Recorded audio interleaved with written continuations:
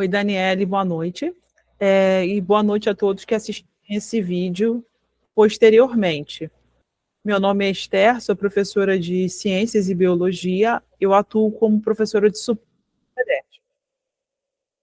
Vou compartilhar com vocês a tela. Qualquer dúvida é só me falar, tá? Vamos lá, vou tentar aumentar aqui o máximo possível a letra para poder ajudar o processo de leitura de vocês. Isso aqui é um print, né, que alguns alunos me enviaram nas aulas no ano de 2021, da P3, e eu vou ler e vou explicar cada questão. Número 1, questão sobre o conteúdo da aula 1. Isso aqui é importante saber, porque a microbiologia no CEDERJ, eles são muito organizados. São 2 apostilas e eles colocam uma questão para cada capítulo usado, né, na apostila. Algumas provas abordam também as aulas práticas, mas nem todas as aulas.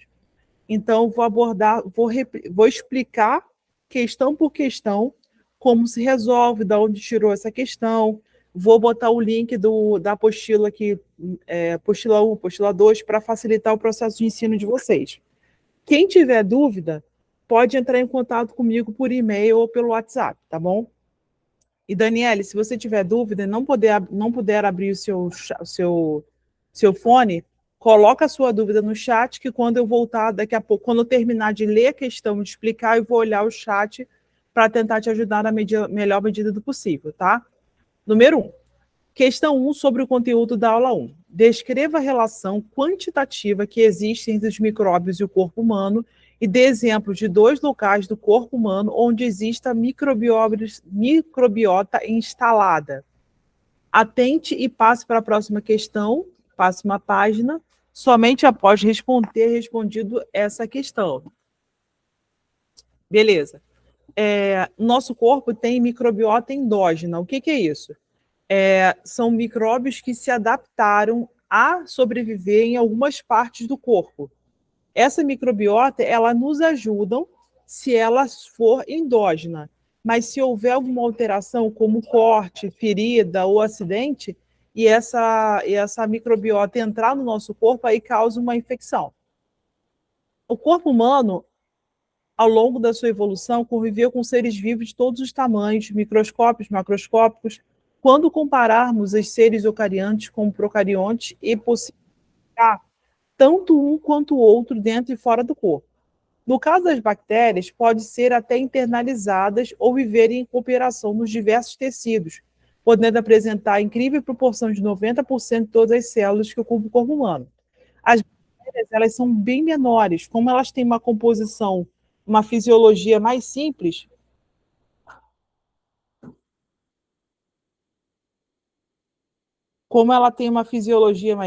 ela não possui núcleo e elas possuem uma estrutura bem menor.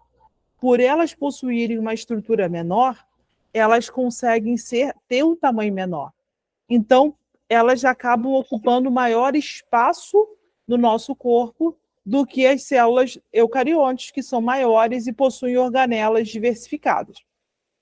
Por isso que as bactérias ou os seres procariontes ocupam 90% de todas as células do nosso corpo. Mesmo estando em maior quantidade, os procariontes podem contribuir com o bom funcionamento do nosso corpo, como eu falei para vocês. Algumas células são endógenas, ou seja, elas já estão acostumadas a viver em alguns ambientes do nosso corpo. Ah, tá, pensei que alguém tinha me chamado. Edilene. Boa noite, Edilene. Eu estou explicando agora na aula sobre as bactérias, sobre a questão 1, que é a seguinte. Descreva a relação quantitativa que existe entre micróbios e o corpo humano e dê exemplos de 2 locais do corpo humano onde existe a microbiota instalada. Eu estou explicando que, devido ao tamanho das bactérias ser bem menor do que as células eucariontes, por que é menor? Porque as células bacterianas, ou células eucariontes, possuem uma estrutura simples, e as células eucariontes possuem organelas. Perdão. As células procariontes possuem organelas citoplasmáticas, então isso aumenta o volume. Imagine que, vou dar um exemplo bem idiota, mas eu acho que é fácil de vocês entenderem. Quando você está numa casa e a casa tem vários móveis, ela acaba dando aparência de ser maior do que uma casa que tem um móvel só. Se você pega um balão de encher e coloca água, esse balão de encher, ele fica mais pesado do que se você colocar ar, porque o peso está referente à quantidade de coisas que tem dentro. Então, as células eucarióticas, elas possuem várias organelas, mesmo elas não possuindo parede celular, só possuindo membrana citoplasma no núcleo, o núcleo ocupa quase 50% do peso, porque ele é muito grande. E você tem uma ideia, para vocês terem uma ideia da proporção do tamanho do núcleo, se você pegar o DNA, desenovelar ele e esticar, ele consegue dar 10 voltas em torno da Terra, o DNA de uma célula só. Imagine o peso que tem esse material. Já as células procariontes possuem sim DNA, mas o DNA delas está disperso em um determinado espaço do citoplasma. Não existe esse novelamento, essa complexidade. Deixa eu ver aqui, alguém perguntou alguma coisa?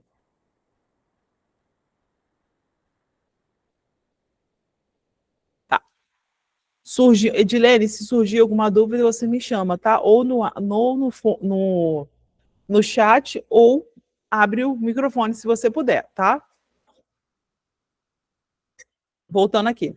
Então, devido a essa diferença de tamanho, a maior parte das células que tem no nosso corpo é procarionte e a menor parte eucarionte. Ou seja, 90% das células são procariontes e 10% eucariontes.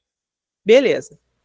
Como no exemplo de local onde é possível identificar, até por meio de aulas práticas simples, a presença de bactérias, a polpa do dente, onde pode ser encontrado bactérias formando biofilme na superfície da pele, nas reentrâncias da pele também. O corpo humano, posso colocar outro exemplo aqui, superfície da mucosa da pele, onde as bactérias nos protegem de agentes externos causadores de alergias e doenças, e a mucosa gastrointestinal, que contém bactérias especializadas a nos auxiliar no processo digestivo de fixar vitaminas, tá? Polpa do dente, mucosa gastrointestinal, que ajuda no processo de digestão e de fixação de vitaminas, tá?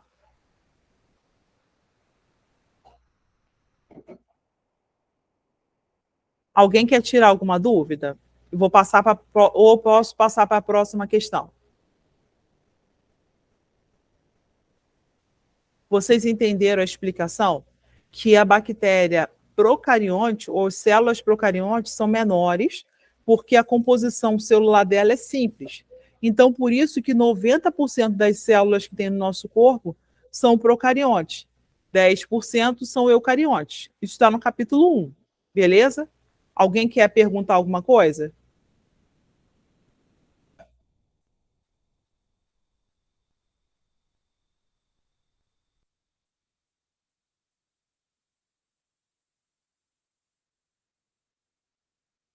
Gente, eu vou aguardar vocês perguntarem alguma coisa. Daniele não quer e Edilane.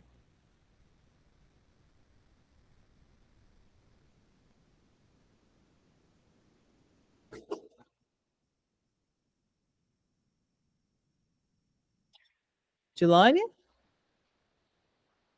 Não, né? Vou dar prosseguimento à aula, porque senão a gente não vai conseguir terminar até 9 horas.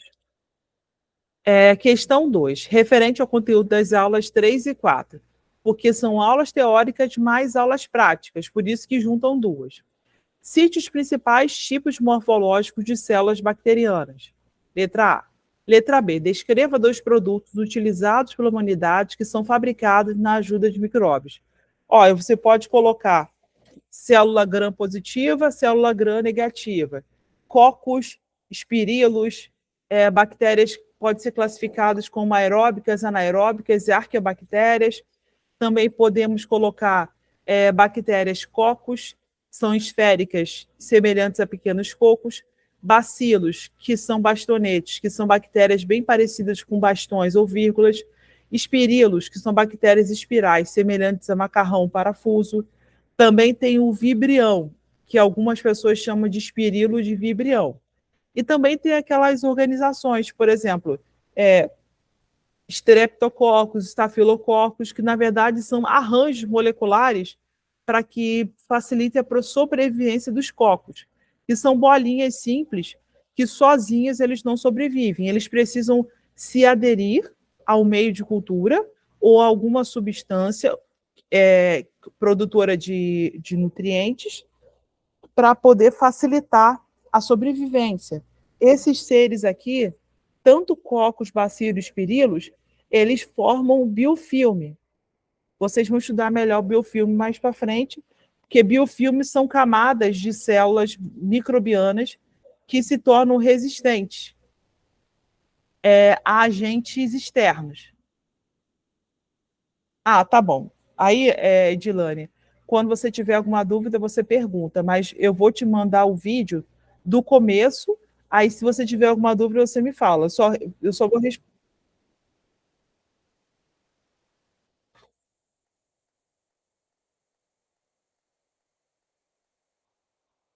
Boa noite, Anne. Eu vou mandar para você daqui a pouco, quando acabar a aula, né? Vou dividir a aula em duas.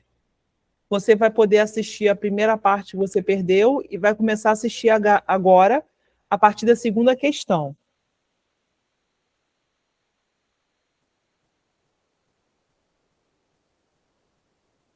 Tá. É, continuando aqui. Conforme você for tendo dúvida, Anne, pode me chamar no áudio ou no chat, tá? Vamos lá. Cite os principais tipos morfológicos de células bacterianas. As bactérias elas podem ser anaeróbicas, aeróbicas e arqueobactérias. Aeróbias são bactérias que respiram um ar oxigênio do ambiente. Anaeróbias são bactérias que produzem reações que geram a sua própria fonte de energia. E arqueobactérias são aquelas bactérias mais primitivas, que elas sobrevivem a situações que normalmente é limitante para outras bactérias.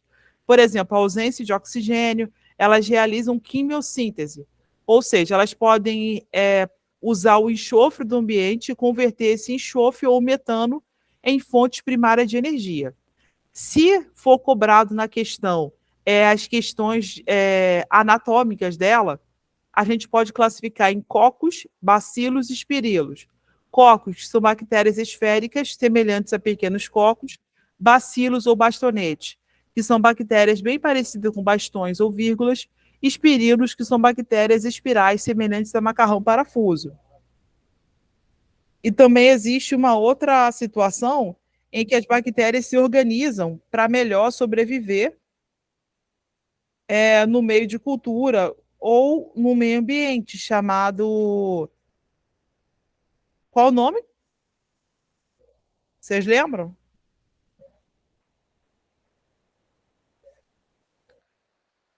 Alguém lembra? Como é que a bactéria se organiza no meio ambiente para poder sobreviver e resistir à predação dos predadores?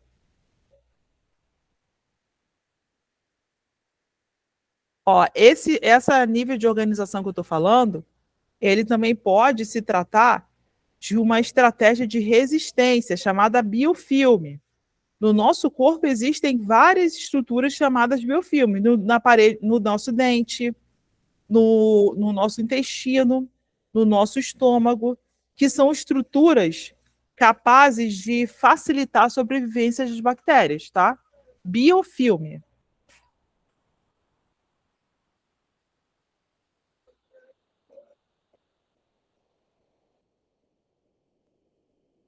Tá.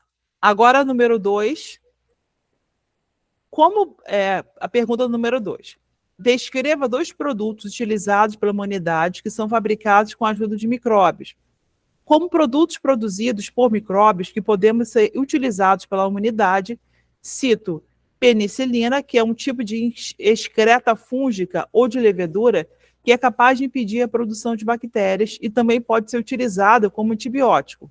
Álcool produzida pela fermentação de leveduras produzidas pela ação de consumo do açúcar do meio. Cerveja, também produzida pela ação de leveduras, Saccharomyces cerevisiae. Linho, produzido pela ação de bactérias que amaciam a fibra do tecido. Vitaminas, que são produzidas pela ação de bactérias que podem ser encontradas no intestino, e tem vários exemplos. Vocês querem saber mais exemplos? Ou está tudo bem para vocês?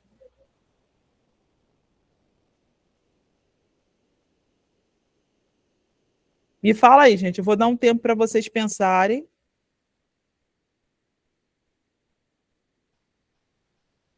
E me responderem. Para não ficar um negócio mecânico, né? Só eu falando, eu quero que vocês interajam comigo, tirem suas dúvidas, perguntem alguma coisa. Me fala aí, vocês estão entendendo até agora?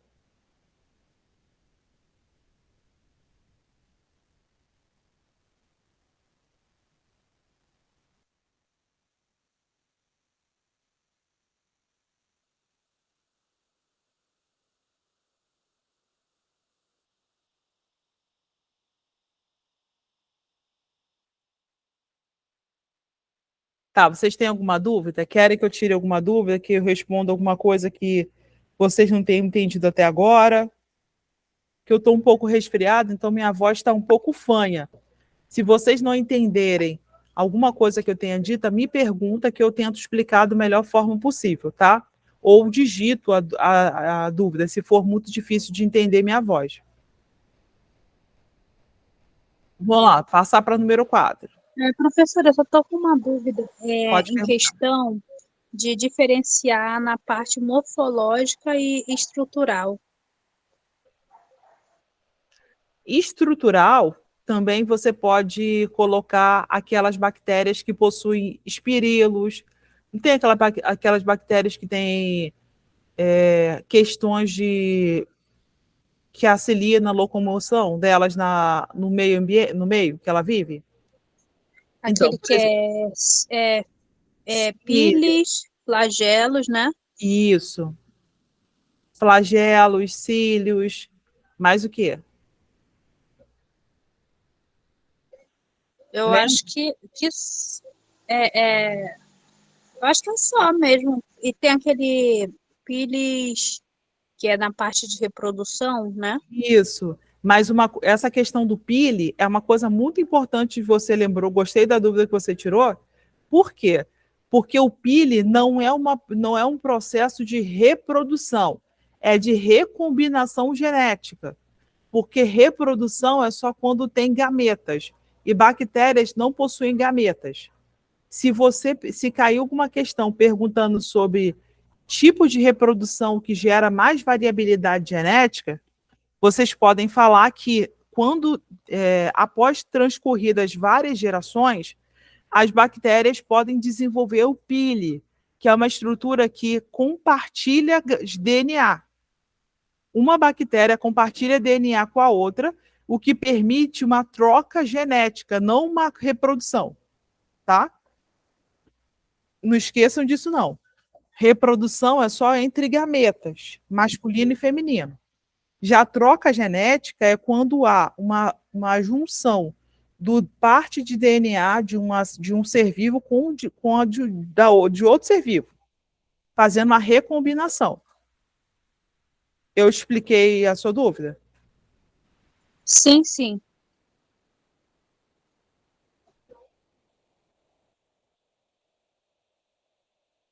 Beleza, agora eu vou continuar com a quarta.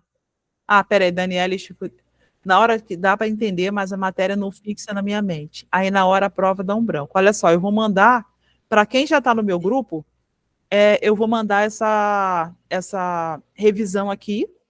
Para quem já efetuou o pagamento esse mês, eu vou mandar essa revisão. Dos demais alunos, eu vou compartilhar somente a aula, tá? do vídeo. Vamos lá, número. Ah, já fiz essa questão. Agora vamos para a próxima questão. Na aula 5 e o complemento 2 abordam a coloração de bactérias pelo método Gram. Sobre esse tema, descreva o processo físico-químico que toma a membrana plasmática das bactérias gram-positiva da cor roxa. Olha só.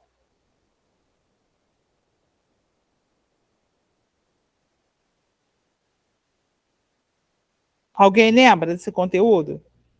Quer compartilhar alguma coisa? Ou eu já posso partir para explicação?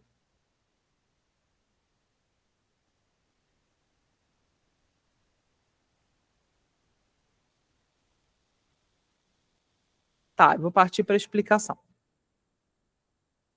O método Gram foi desenvolvido por um pesquisador para facilitar a identificação dos tipos de micróbios, se podem causar doenças ou não. Esse método consiste em aplicar corante nas células em que se pretende identificar, classificando-as em gram positivo ou gram negativo. Essa cor se deve à interação entre as membranas dos micróbios expostos à coloração, de acordo com sua constituição química. No caso das gram-positivas, após a etapa inicial da coloração, ocorre a formação de um composto chamado iodo para-rosalino, que é o resultado da interação entre a membrana celular da bactéria ou micróbio.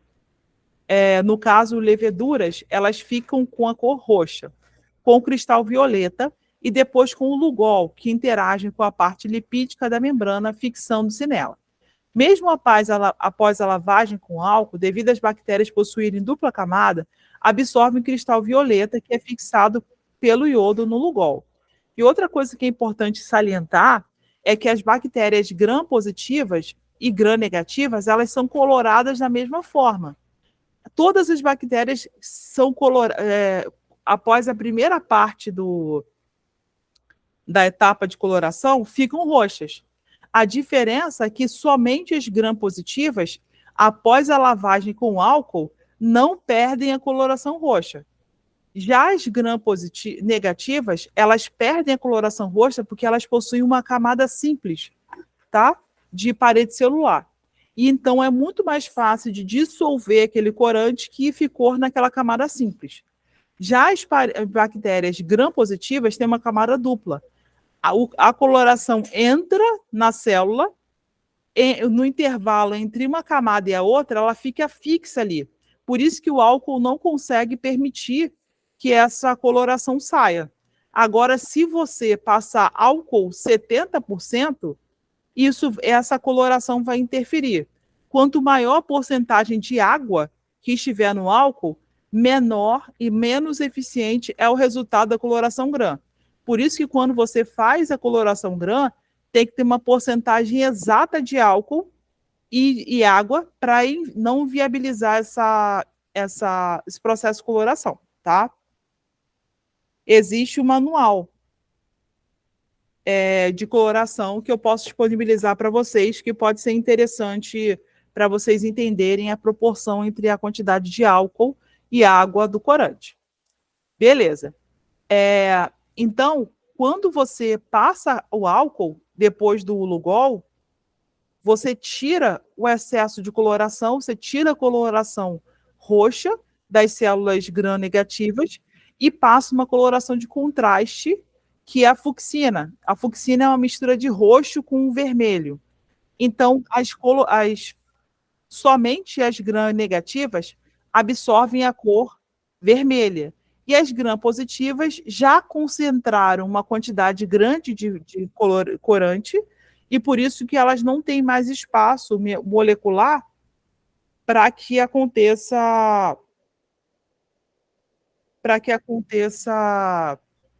a coloração. Aí tá, beleza. Quando você, ao final do processo de coloração, essas bactérias estão com uma coloração bem diferente. Você vê, a olho nu talvez não, mas no microscópio você vê a diferença gritante entre a coloração de uma célula roxa e uma coloração de uma célula vermelha. se você tiver usado a proporção correta de corante, que tem no manual de coloração GRAM, tá? Agora, questão letra B. Por que a bactéria gram-negativa aparece cor vermelha e depois de corado pelo método GRAM? Foi o que eu falei para vocês. As bactérias gram-negativas apresentam cor vermelha após a coloração GRAM por possuírem camada simples e após ser aplicado o álcool na coloração inicial, este retira o corante de sua superfície, permitindo que a coloração secundária se fixe. Essa pergunta aqui é uma pegadinha. Todas as bactérias, elas são coloradas de roxo na primeira parte da coloração. Porém, no final do processo, somente as gram-negativas ficam vermelhas, tá? Porque as gram-negativas são lavadas, tanto gram-negativa quanto gram-positivas, são lavadas com álcool, e esse processo retira a coloração inicial das gram-negativas, que acaba fixando a coloração secundária, que é a fucsina, que é vermelha, tá? Deixa eu ver aqui. Alguma dúvida?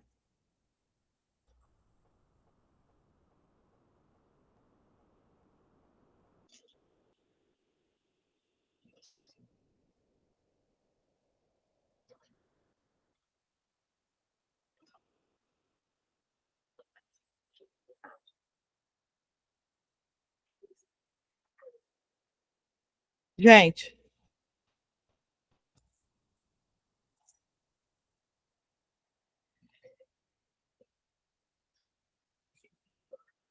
alguma dúvida? Professora, na prova, Pode eu falar. acho que foi uma que eu vi do ano passado. Aí estava pedindo para desenhar a parte estrutural, estrutural não, como é que era a célula durante o processo de coloração. Aí como é que era uma célula gram-positiva e gram-negativa. Aí o que acontece? Eu coloquei bem assim, que a gram-positiva, no caso, ela tinha uma camada bem espessa, uma parede celular, né? E tinha apenas uma membrana, uma membrana. Uhum. E aí, na gram-negativa, eu falei que ela tinha uma parede celular bem espessa e duas membrana, né? Uhum. Membrana externa e interna. E eles colocaram, no caso, que estava errado.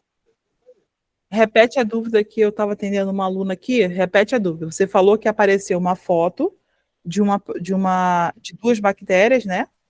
Aí uma gram positiva e uma gram negativa. Aí o que acontece? Na gram positiva, pelo que eu estava pesquisando, falava bem assim, que tinha uma parede celular espessa, grande no caso, né? E parece que tinha só uma membrana. Aí no caso da gram negativa, ela tinha uma parede celular fina e duas membranas, uma externa e uma interna. Aí, e também tinha um espaço, né? Entre elas, o espaço perioplasmático, uma coisa assim. Então, aí estava falando que estava errado. Tá errado mesmo.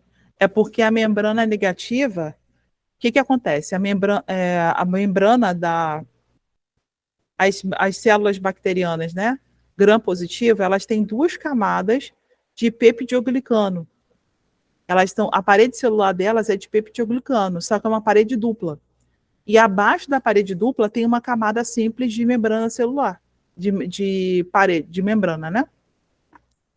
Já as gram-negativas, elas têm uma parede de mureína e abaixo tem uma parede de membrana.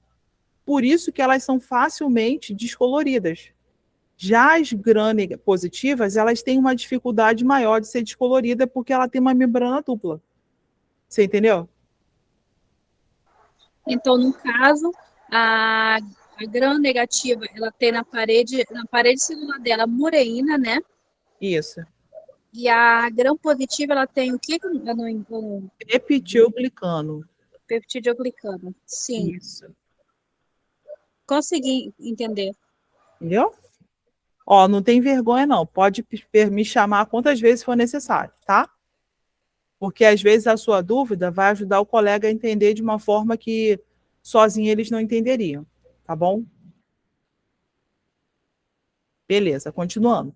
Ó, daqui a 5 minutos eu vou fazer uma coisa aqui. Eu não vou encerrar a chamada, não. Eu vou parar de gravar e vou retornar, tá? Porque senão o vídeo vai ficar muito grande. Na verdade, eu vou fazer isso agora. Senão o vídeo não precisam sair. Ficam aí na chamada, que eu só vou parar de gravar e voltar. Vou parar de gravar